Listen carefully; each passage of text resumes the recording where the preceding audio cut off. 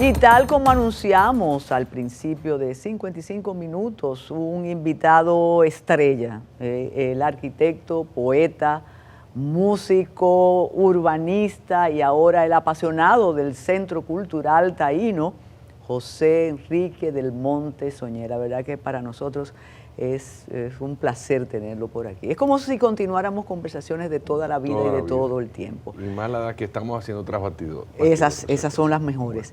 Y nosotros vamos a tratar de aprovechar al máximo esta presencia, sobre todo de noche aquí con nosotros, y vamos a hablar del Centro Cultural Taíno como un fenómeno que me sigue sorprendiendo y se lo he planteado en otros medios donde compartimos labores, y luego tenemos que hablar de urbanismo y de caos. Bueno. José Enrique del Monte Soñé, cuando inauguraron el Centro Cultural Taíno, nosotros nos sorprendimos de que apenas una semana después, eso era un fenómeno de visitantes, de personas que ustedes mismos lo decían desde el centro, estamos llenos. ¿Qué ha pasado? ¿Cuál ha sido el atractivo de ese centro y cómo se ha manejado la estrategia de comunicación? Porque creo que hasta ahora es uno de los centros culturales más visitados. Bienvenido ahora formalmente. Bueno, muchas gracias.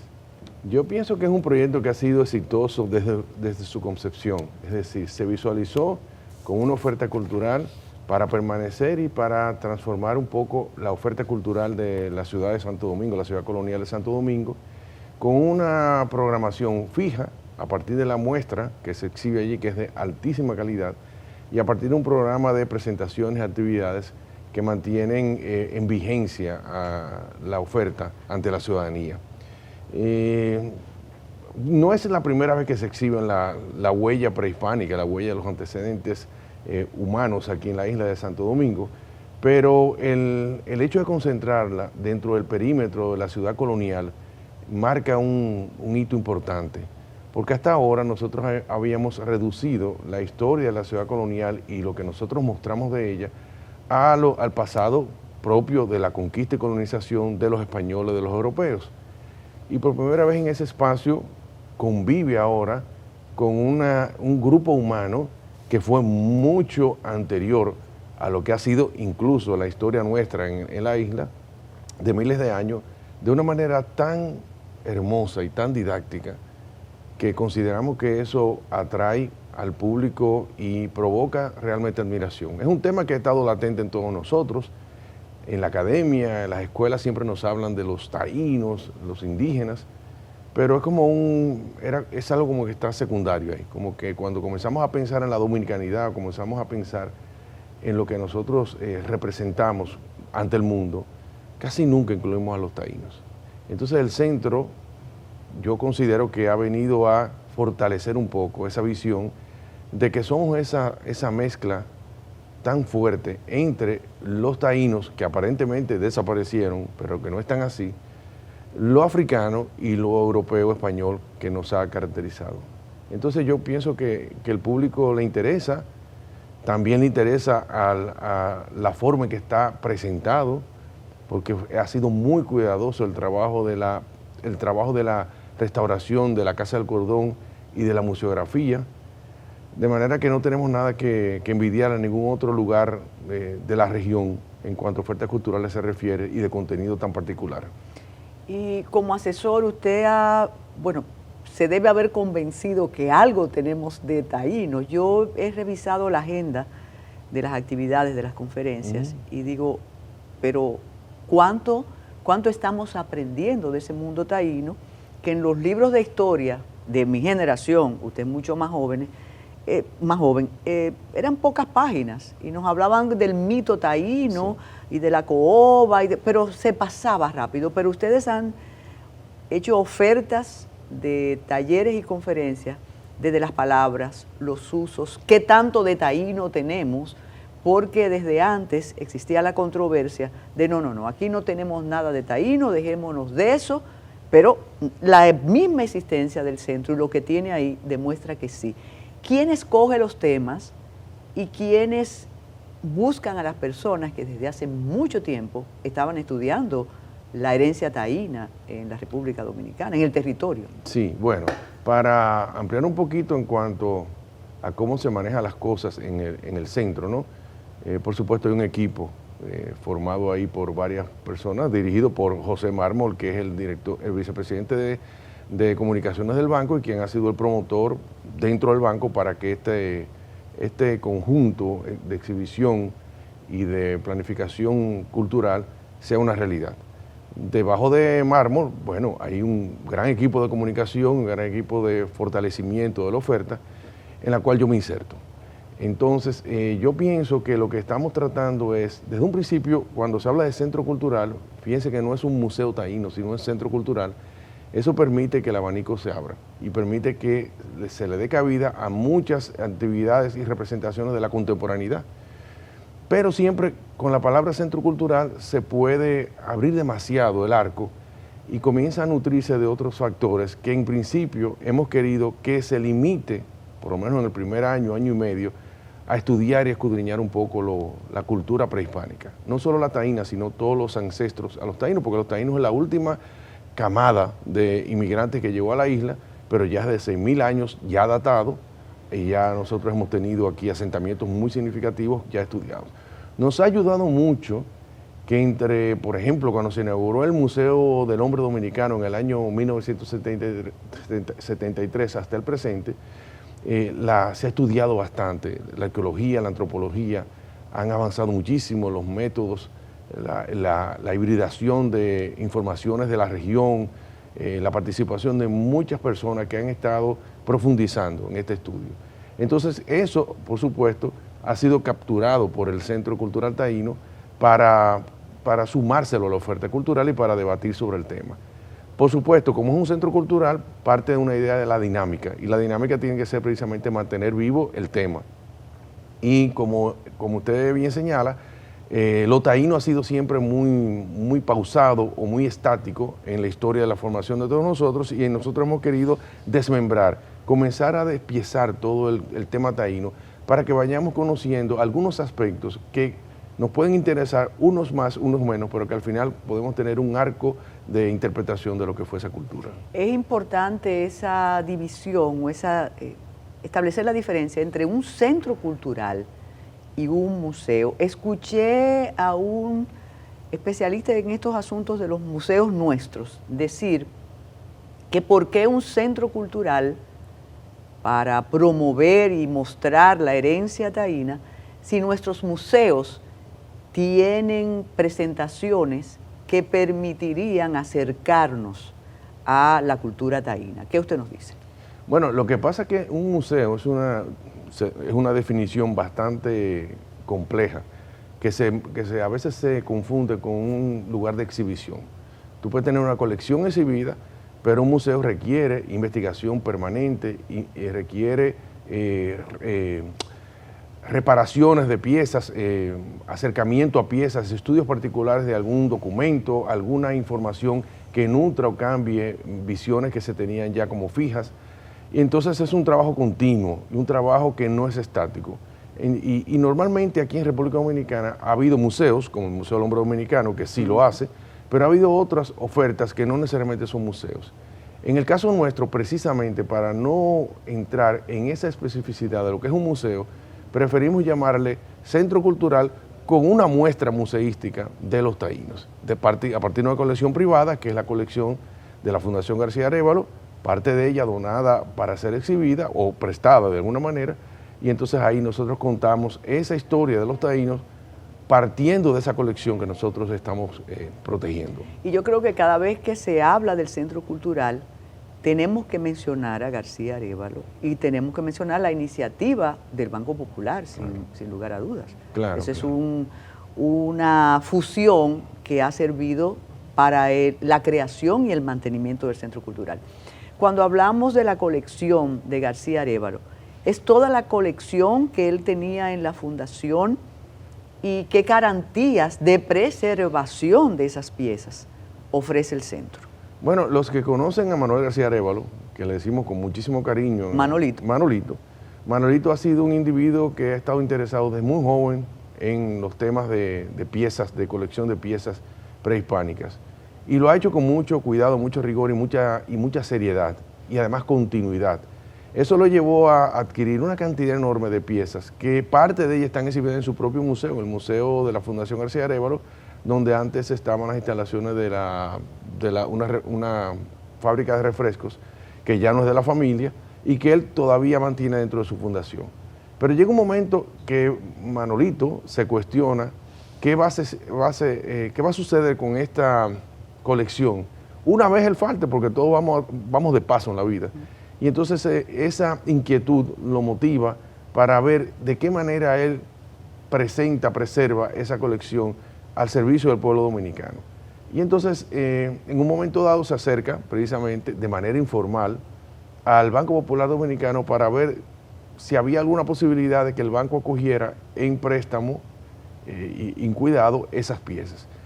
Obviamente el proyecto no contemplaba la Casa del Cordón, el proyecto era sencillamente... ¿Y cómo surge la Casa del Cordón? Sí, lo cuentan ellos mismos, lo cuenta José Mármol, lo cuenta Manolito García Arévalo, que una conversación, obviamente les interesó a ambas partes hacer un vínculo, pero se creía que iba a haber una edificación particular para eso, una edificación nueva que se podía construir tipo el lugar de la exhibición altagraciana en el Museo Altagraciano en Higüey, hacer una edificación para los taínos en ese sentido.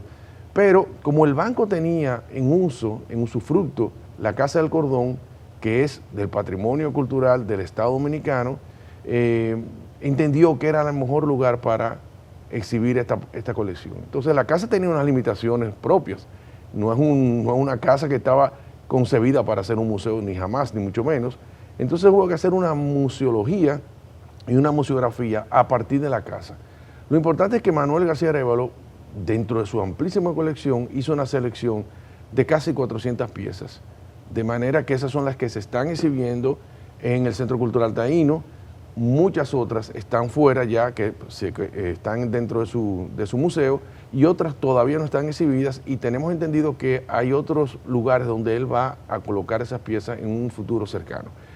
Entonces estas piezas de Manolito fueron escogidas con muchísimo cuidado y muchísimo interés de que fuera lo mejor representativo de cada uno de los componentes. Es decir, el universo taíno tiene muchísimos elementos, muchísimos vestigios, tanto a nivel del cuerpo del taíno, a nivel de la mitología, a nivel de la agricultura, de asentamiento, que en cada una de esas áreas hay artefactos que son muy representativos. En el caso del museo que nosotros guarecemos, hubo una selección muy cuidadosa para que cada pieza fuera única dentro de la gran colección de Manolito García.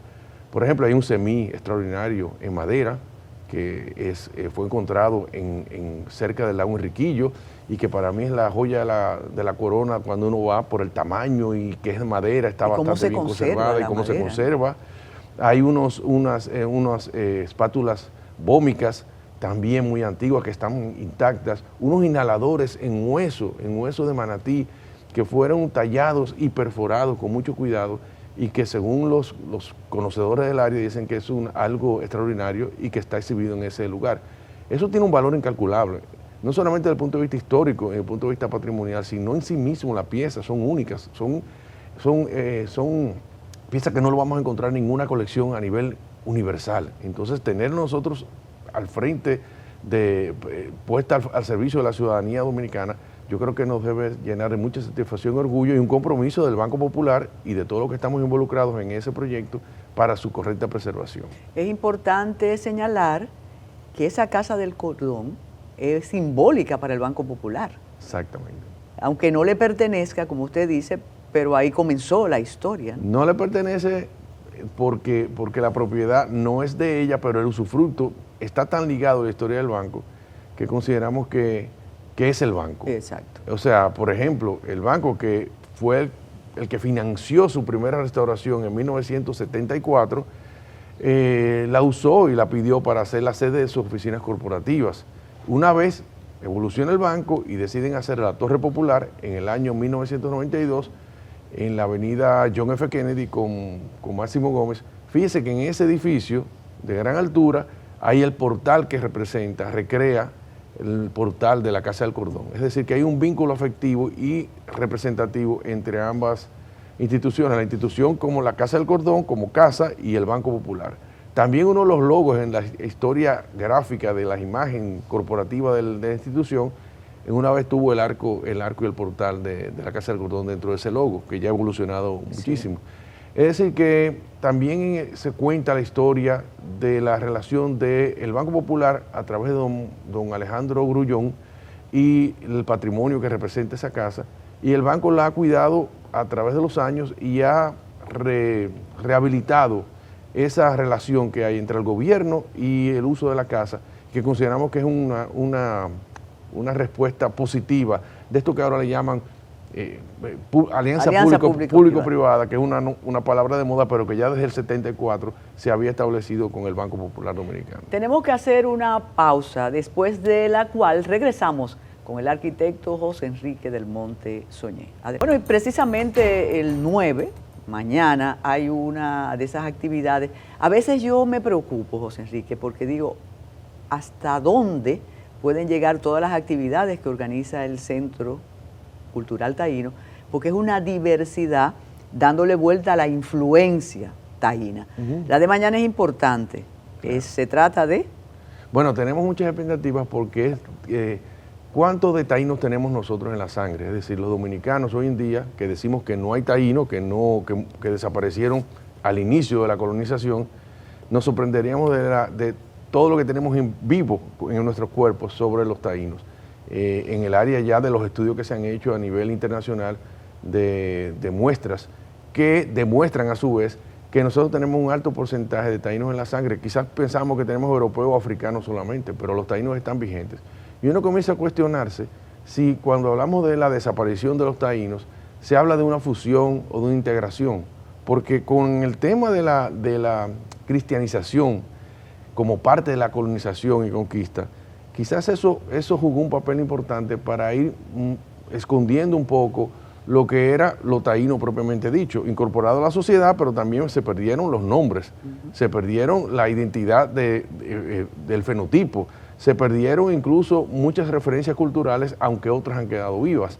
Entonces sí sabemos que heredamos alimentos como el casabe, heredamos el macuto, heredamos nombres, palabras, muchísimas palabras, en maneras de cocinar, maneras de comportarnos, etcétera, nuestra relación con el medio, nuestra mitología sincrética, todas esas cosas nosotros sabemos que existen, pero en sentido tangible, ¿qué tanto de taínos somos? O sea, nosotros nos parecemos a todos los caribeños en cuanto a nuestra relación con los ancestros. ¿Es así o no es así?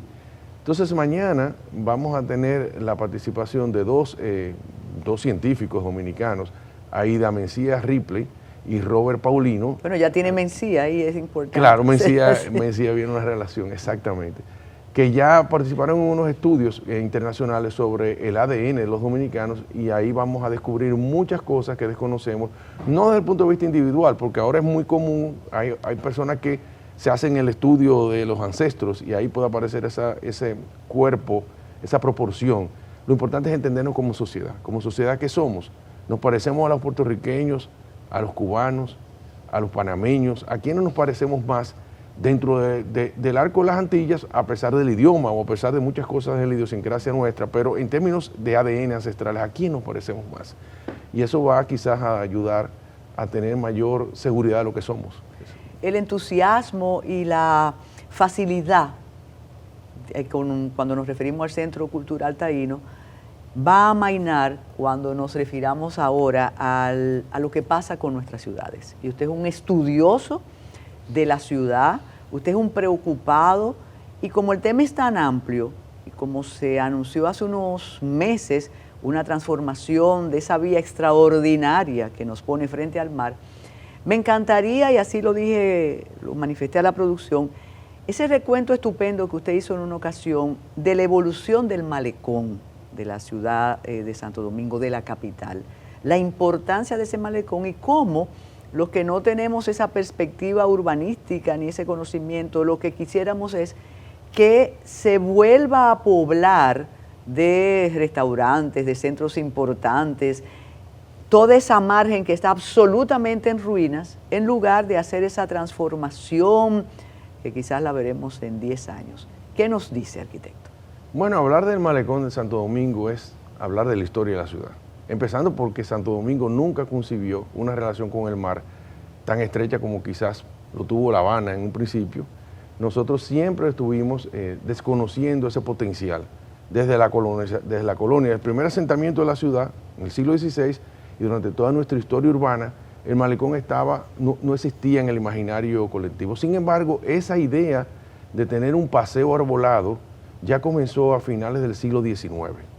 Estamos hablando ya en época de Lilis, donde fue la primera ocasión en que la sociedad dominicana comenzó a pensar en su hábitat, en transformar el medio de vida, embellecer todo lo que los rodeaba. Incluso habían comisiones de embellecimiento. Y esas comisiones hablaban de un paseo que le iban a llamar la Alameda. Y aparecen en crónicas, aparece en mapas de la época como proyecto imaginario, que era precisamente aprovechar todo el borde de los arrecifes costeros hasta llegar a una plaza donde se iba a colocar los restos de Cristóbal Colón. El monumento de Colón, que estuvo muchos años en la Catedral de Santo Domingo, que se trasladó al Faro Colón, donde ahí se albergan los restos de Colón, originalmente era para colocarse en esa plaza que se iba a llamar la Plaza Colombina. Eso fue un escampado que hoy en día es el Parque Eugenio María de Hostos. Entonces, entre el Parque Eugenio María de Hostos, que ya se concebía en Ciudad Nueva es de la década del 80 del siglo XIX. Entonces, para el este, que se para el oeste, suroeste. Como venía esa plaza, había que conectar un paseo marítimo, le llamado la Alameda, que vendría. Entonces eso quedó siempre en proyecto, como todas las cosas en el país, hasta que a principios del siglo XX, con la llegada del automóvil, coincidió con el automóvil, entonces se promueve a hacer un paseo marítimo, por decirlo de alguna manera, frente a frente a la zona histórica, es decir, donde hoy está Montesinos hasta más o menos el obelisco Hembra. Esa es la primera franja de lo que iba a ser Malecón, más pequeño todavía, mucho más pequeño. Es corto, pero importante en esa época. Y época. eso fue promovido por ciudadanos, porque todos en esa época eran ciudadanos ilustres, comisiones que se formaban, y lo patrocinó o lo promovió y recaudó los fondos el Listín Diario en la época, le llamaban el Paseo del Listín. Entonces ese paseo, los pelleranos lo promovieron muchísimo, la sociedad en general, se logró hacer y se hizo un paseo con bancos al borde de los arrecifes, en una parte de la ciudad colonial que todavía no estaba totalmente habilitada, que era lo que hoy es la José Gabriel García y la Obispo Portes. Esa parte de abajo era muy deplorable y no era muy apetecible. Entonces ahí comenzó. ¿Y el vehículo por dónde transitaba? El vehículo daba la vuelta, el vehículo entraba por la Santomé, entraba y subía la 19 de marzo. ¿Esa era la ciudad? Esa era la ciudad. Y eso se quedó ahí contrañido hasta que después se hizo la plaza Colombina, vino el ciclón, los americanos vinieron, ahí hicieron el campamento cuando invadieron el 16, y ahí el ejército estuvo ahí, y eso se quedó ahí hasta que en los años 30 se proyectó el malecón, una idea concebida por varios municipios que la planteó José Ramón Báez López Pena, la diseñó como proyecto. Moncito Báez. No fue el que la construyó, finalmente fue Rogers, el ingeniero Rogers, que la construyó, pero él sí la concibió y participó en todo ese proceso inicial. Entonces, hacen el malecón hasta la Máximo Gómez. Eso tiene su historia bastante compleja, que el dictador tuvo que imponerse para que se lograra, porque eso eran terrenos privados de las grandes familias de la alcurnia dominicana, que tenían sus playas privadas. Había como 10 o 12 playas privadas que eran parte de los terrenos que iniciaban en la independencia y morían en el Farallón. Entonces Trujillo rompe con esa relación, afecta a estas familias, y por ser Trujillo se impone y se hace el malecón. Entonces se queda el malecón hasta donde esté el obelisco hembra, es el obelisco macho, y después una franja que no se construyó hasta mucho después, que unió la parte del malecón original, el Paseo del Listín, y la parte del nuevo malecón, es decir, uniendo el obelisco hembra y el obelisco macho. Y ahí tuvimos el malecón continuo, que terminó después ampliándose a partir después en la propia era de Trujillo, cuando se hizo la Feria de la Paz en 1955, hasta Jaina, y después en la época de los últimos 10 años del gobierno de Balaguer, el paseo de la Avenida del Puerto. ¿Y se considera hasta Jaina parte del malecón? Sí, hasta ahí, hasta donde está Jaina, sí, es el malecón. La autopista 30 de Mayo, ese era el malecón. Lo que pasa es que el paseo como tal para los ciudadanos siempre fue en la franja de la Máximo Gómez hasta el Obelisco Hembra, básicamente. ¿Por qué comenzó a perder valor inmobiliario todo lo que está en la franja desde antes de la Máximo Gómez, desde la Abraham Lincoln hasta allá? Bueno, el desarrollo de las ciudades tiene una aleatoriedad. Por más que uno quizás pueda inducir y planificar, también hay cosas que suceden como en las humanidades o en todos los procesos sociales. Entonces, como aquí nosotros hemos tenido propuestas, pero no planificación, y cuando hablamos de planificación es propuestas ejecutables con tiempos, financiamiento y revisiones. Eso no lo hemos tenido porque la parte política de continuidad siempre nos ha fallado en la ciudad. Entonces el malecón, en un momento dado, sí era apetecible, estamos hablando de los años 80, 90, fue muy importante, muy apetecible, pero afectó su desarrollo inmobiliario dos elementos, uno fortuito, tangencial, que no se esperaba, y el otro propiamente de las inversiones inmobiliarias, es que el polígono central comenzó a ser apetecible para las inversiones porque comenzó a concentrar una serie de servicios financieros y servicios recreativos que ya comenzaron a competir con el malecón, y la ciudadanía, por cercanía y facilidad, estaba en el centro de la trama urbana. Entonces todo el capital se movió a esa parte. Entonces lo que se debió proyectar para el malecón quedó como secundario, comenzó a perder valor inmobiliario. Eso no significa que eso va a seguir así, porque en todo proceso en la ciudad viene un redescubrimiento, y dentro de un tiempo que no sabemos cuánto, si muy cercano o mediano, el malecón va a ser redescubierto muy acertadamente.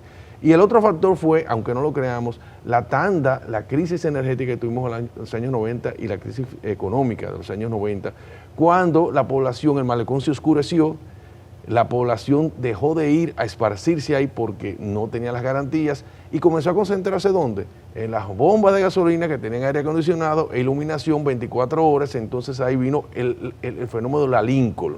Y todas las bombas de gasolina comenzaron a ser centro de acopio para la diversión, que se ha repetido en la geografía nacional. Entonces, ¿por qué? Porque si tú tenías apagón en tu casa y tú no tenías condiciones para divertirte, por una manera económica era irte a las bombas, que había ofertas de todo tipo y había aire acondicionado, iluminación y música. Entonces, eso se convirtió en un centro recreativo. Con el peligro que implica estar encima de combustible. Entonces, aquello que nosotros vivimos de esa discoteca abierta los fines de semana y también familiar, se fue sustituyendo por otras ofertas.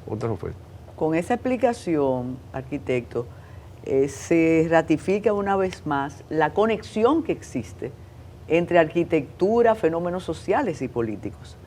Como ante una situación particular, la población decide un cambio. Sí, es así. Y se va abandonando aquello porque ya no se podía estar. Claro. Uno puede entonces promover cambios, obviamente, y creo que el urbanismo eso es lo que hace. De alguna manera tú ves que hay zonas que están deprimidas o van hacia un deterioro, y entonces la acción política debería ir tomando en cuenta esas cosas y no evitar que eso llegue a un deterioro tal que no se pueda recuperar y fomentar la llegada de nuevos usuarios. Por ejemplo, nosotros estamos viendo en los últimos años la pérdida de competitividad y de uso de la Avenida Mella. Por más que ahora... La ruina. Sí, le cambiaron el sentido por una cosa funcional, pero la Avenida Mella no es ni señal de lo que fue, que era una especie de oferta económica entre el Conde, la Noel y la Duarte. O sea, era como un intermedio del poder adquisitivo de ciertas personas que encontraron en la Mella muchísimas cosas. De ahí vienen la colonia árabe que estuvo muy de lleno en la Avenida Mella. Entonces vemos cómo eso se ha ido perdiendo y cómo se ha comenzado a desarrollar otras ofertas en lugares muy extremos. Entonces, ¿qué debería hacer la ciudad como organización, como administración? Ver ese fenómeno que está a la vista de todo, estudiarlo y establecer de qué manera puede rescatar eso o rediseñarlo o resemantizarlo, o sea, cambiarle el sentido. Si no es la misma que tuvo hasta los años 2000, pues ver de qué manera nosotros podemos lograr eso. Hay un deterioro gravísimo de la arquitectura, de la calidad ambiental del lugar, deterioro en la seguridad. En los comercios son minoritarios, pero de supervivencia. Entonces son fenómenos que devalúan el sector inmobiliario en un aspecto, mientras que otros están gozando de muchísimo muchísimos beneficios. Debe haber un equilibrio en el desarrollo de las ciudades en términos económicos también. Hay que señalar, arquitecto, que durante el COVID el malecón sirvió de escape para aquel encierro obligado, y cuando comenzaron a morigerarse las medidas, la mayoría acudía al malecón a respirar, a estar frente al mar. Frente al mar, que es hermosísimo, el mar de nosotros es hermosísimo, y dicen que es el malecón más hermoso que hay en toda la región. El más evocado siempre es el de La Habana, pero cuando uno va a La Habana se da cuenta que es una zona inhóspita, que tienen el mar, el océano Atlántico rompiendo las olas de una manera estrepitosa, que también es un espectáculo. Nosotros no tenemos eso, es un mar que no nos afecta porque tenemos la protección de los arrecifes ahí de coral que tenemos en la costa, y eso nos permite a nosotros disfrutar de la brisa, de ese azul, o esos azules que tiene el mar. Son tonos distintos. Esos tonos distintos. Y la arborización, claro. La arborización, que eso fue un acierto increíble, increíble. Cuando hablan de la avenida Mella de la Duarte, hay que mencionar el Conde, pero imperdonable que usted nos recuerde otro malecón que también tiene ese mismo inconveniente de cómo mezclar el urbanismo con esa vía franca al océano, que es el malecón de Puerto Plata. El malecón de Puerto Plata, que es bellísimo, tiene una escala muy diferente al de Santo Domingo, aunque se quiso imitar en principio, en términos de diseño, con los bancos y todo eso, ha tenido un desarrollo muy particular, con un sello de identidad muy fuerte, y además tiene una velocidad diferente a la de Santo Domingo, porque no actúa como es ahora ese malecón nuestro, que es una vía rápida de conexión entre el este y el oeste. En el de Puerto Plata se ha preservado como zona de recreación y esparcimiento. Es maravilloso el de Puerto Plata, y fíjese que todavía la población lo sigue usando y sigue validándolo. Otro que tenemos también es el de San Pedro de Macorís. El de San Pedro no ha tenido la misma suerte que el de Puerto Plata, el mismo encanto, aunque está ahí, y yo pienso que es cuestión de tiempo, en algún momento vamos a lograrlo. También hay una costa importante que es en Barahona, que hay una vía que es en todo el borde marino, que es una especie de malecón, aunque no está concebido como tal. César. Difícil entrevistar a un amigo cotidiano, muy querido, pero ya lo dije, que usted debe volver a 55 minutos, porque siempre aprendemos cuando conversamos con el arquitecto del Monte Soñé. Muchísimas gracias, y ahora viene el momento